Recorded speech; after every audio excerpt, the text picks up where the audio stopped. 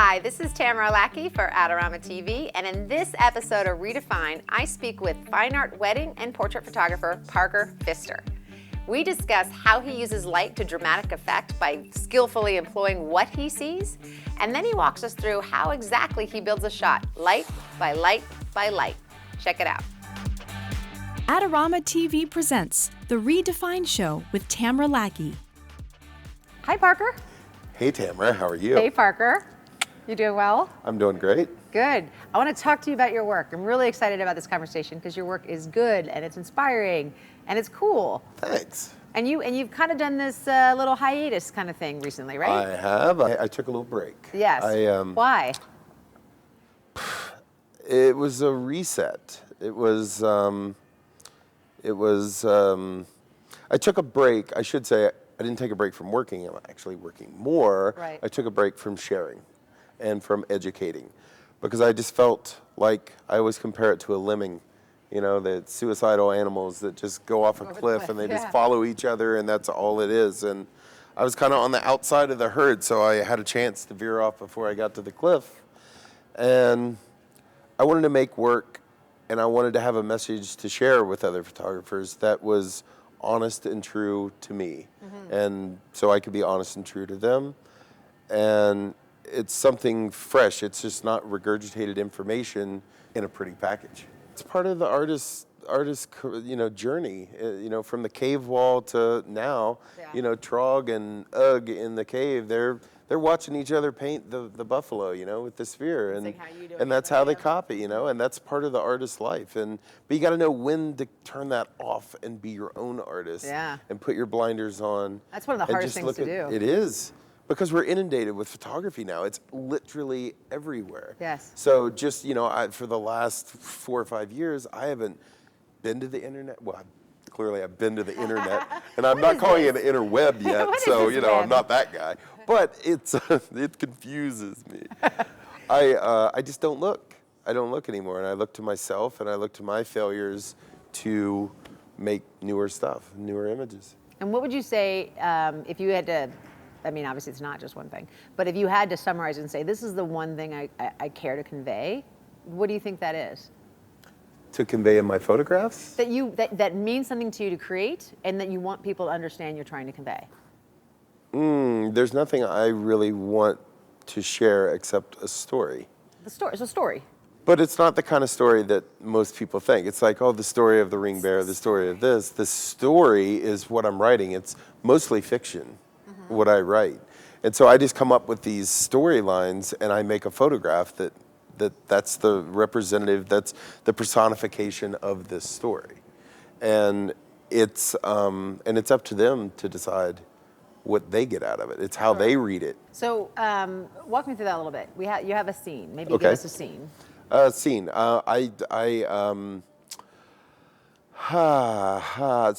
for the last 2 years, I have been doing a series on angels, and especially this one particular angel, and it's her story from the very top of her existence to the very depths of her demise. Okay. And I create these little stories about her, like how she maybe went to the dark side, and then how she uplifted out of that, and the final one, which isn't the final one, but the last one I did was 2 weeks ago, and it was the fraudulent angel. She's lost her wings. She has to wear these fake wings, and it's representative. I put it all in there, and I just wrote the story and kind of made the image feel that way, but then sent it out to 15 friends to get their perspective on it. Right. And what I got back was just amazing, and I shared it in my show this morning, and it was, you got to see everybody. Art's subjective. And it all read differently. Everybody read it completely different, but they all had a connection to it. They understood how that represented part of their life, and it represents all of us in a way. Right. And so I'm always creating these stories, and that's more my fine artwork. Yes. And then carrying that around and sharing that kind of storyline with portraits and weddings and things like that, make it a little unique, I think. And this more conceptual work where you're writing the story and you're displaying, is that just director, personal project? Is that do you have an intention? I consider it my future. Your future. Yep. Right now it's personal project. This is my future. I'm shooting more for galleries, museums, things like that. I've had a couple wonderful interviews with curators that's kind of the direction where it's going. Interesting. And is that going to be your sole direction, or in addition to still doing weddings? Because you have a strong wedding business too. Yeah, I'm a very small wedding business though. I'm very, I only do 10 weddings a year. So that affords me to do all the other things that I do. And I shoot 10 or 15 portraits a year, and that's about it. And you are a welcome guest to the Biltmore. Apparently, you're the one person who's seen the back part of the Biltmore estate. I What is that exactly? It's just back there. It doesn't exist actually. It doesn't exist. It doesn't exist. But it's about the same size as the part that does exist. It's this dimension. Yeah, it is. That's fascinating. That's very interesting. And then, because you're in Nashville, North Carolina. I am. And that's where that. Yeah, I get to play. Happens. It's like the little playground there. It's beautiful, amazing people. Yeah. So coming out of this hiatus, are you planning to start sharing and being a lot more? I mean, you already are on Instagram. Yeah. I just started with the social media stuff, and I do want to share a little more. It's part of the reset, and I'm getting used to it slowly, surely. Reset. That's funny. Yeah. It's like a new phase. It is a new phase. And you're doing workshops again? You said you're doing workshops again. Yep, I'll be announcing those in a couple weeks. And I've always done 2 a year. That's the one education that I kept going with. Right. That's the one thing I didn't give up, because it's more, it's personal, and I can really help somebody, I think, in 3 to 4 days. Yes. This year, I probably got to plan on 3. I've gotten so much response to people wanting to do it, and I haven't set dates yet, so I'll probably do 3 this year, or maybe even 4, I don't know. Yeah. Can you, if people want to find out more about you, I know you're about to do something really cool, which is to walk through some of your images and tell us your thought process and how you created and all that sort of stuff. But before we go to that, can you tell us where people can find out more about you? Well, my website is parkerjphoto.com. Facebook I'm using a little bit. Yeah. It's you're on the Facebook. I'm on the Facebook. Yeah. Yes. Wow. I don't know who I am on there though. I think just Parker J Photo again.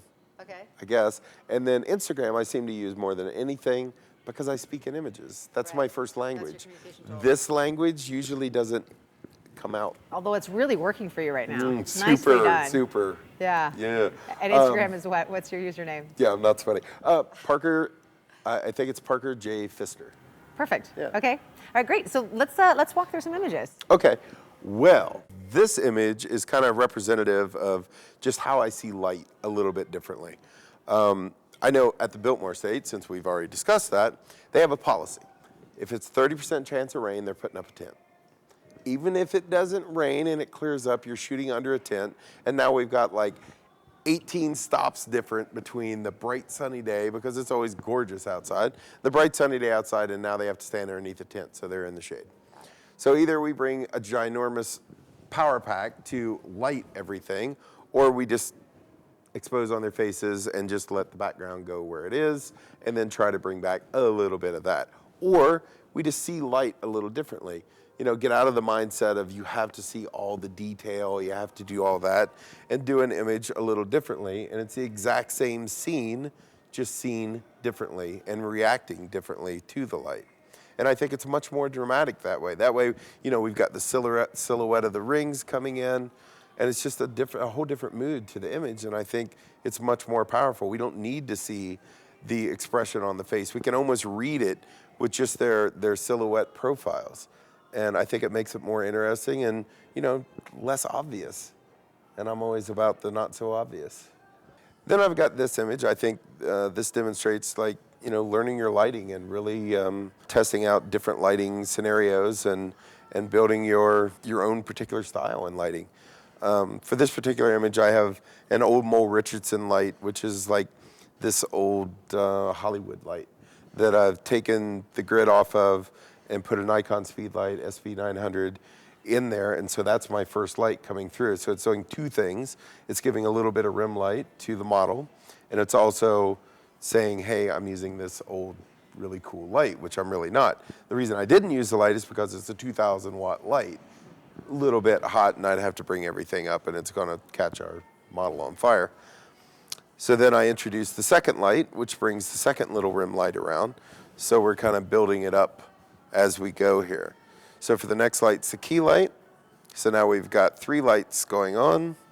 And then the 4th light we'll do in the background. I put a little red gel in there.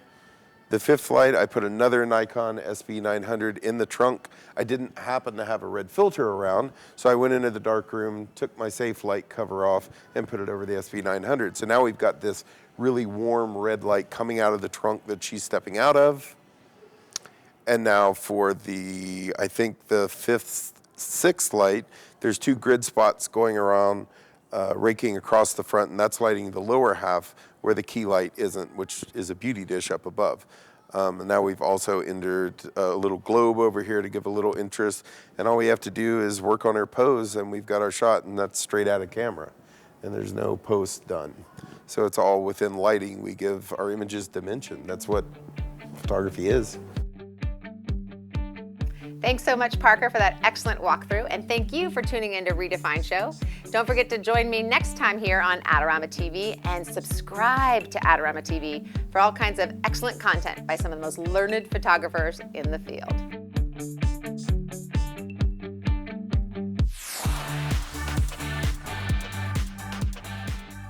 Do you want great-looking prints at low cost? Be sure to visit our easy-to-use online printing service.